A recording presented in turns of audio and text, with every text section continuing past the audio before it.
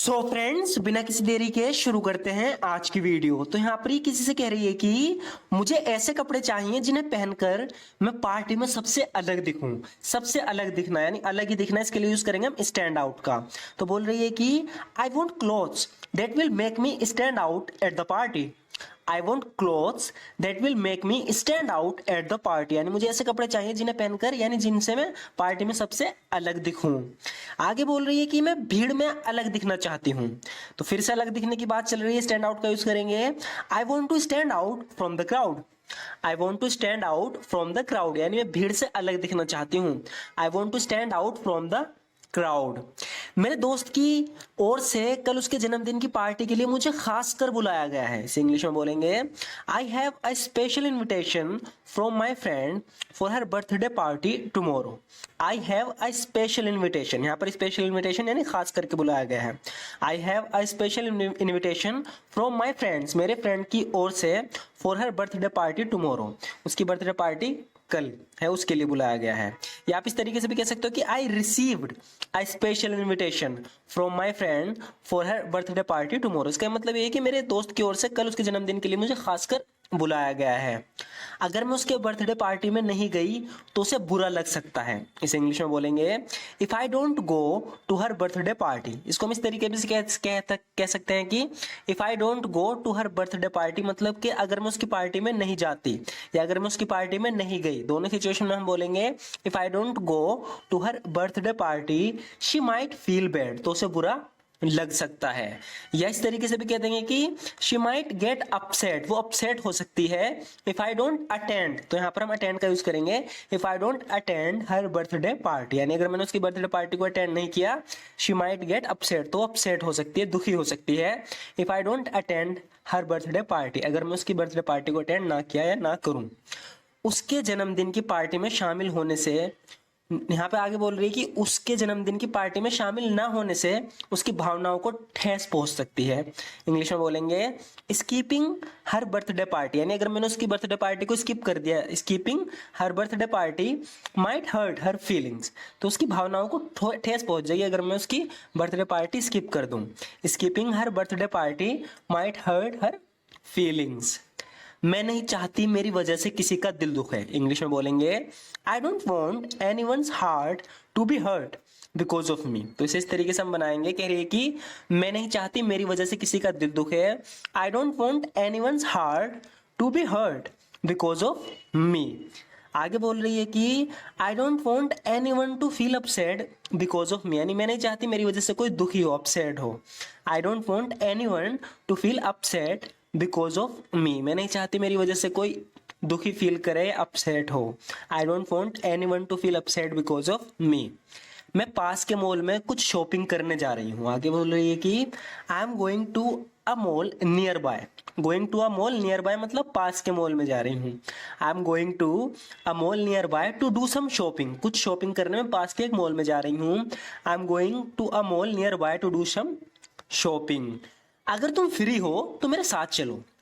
English में हम दो तरीके से कह सकते हैं। हम कह सकते हैं कि if you are free come along with me, come along का यूज करेंगे। If you are free come along with me, अगर तुम फ्री हो तो मेरे साथ चलो। If you are free come along with me. आप ऐसे बोल सकते हो if you are not busy, यानी अगर तुम बिजी नहीं हो, why don't you join me, ये उससे ज्यादा अट्रैक्टिव लगेगा, इससे थोड़ी इंग्लिश और भी अच्छी लगती है। अगर हम इस तरीके से बोले if you are not busy why don't you join me, या ज्वाइन का मतलब है कि मेरे साथ चलो, मुझे ज्वाइन करो।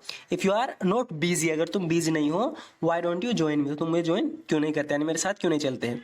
अगर तुम काम पर जा रहे हो तो मैं भी तुम्हारे साथ चल रही हूं, मुझे पास के मॉल पर उतार देना।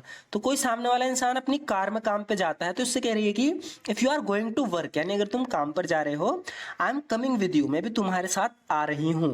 ड्रॉप मी ऑफ, तो आपको यहाँ पे सीखना है ड्रॉप मी ऑफ। जब भी हम किसी कहते हैं कि मुझे कहीं उतार देना, हम उसकी कार में हम कह रहे हैं कि drop me off at the nearby mall, तो कह रही है कि मुझे पास के मॉल में उतार देना। If you are going to work, अगर तुम काम पर जा रहे हो, I am coming with you, मैं तुम्हारे साथ आ रही हूँ।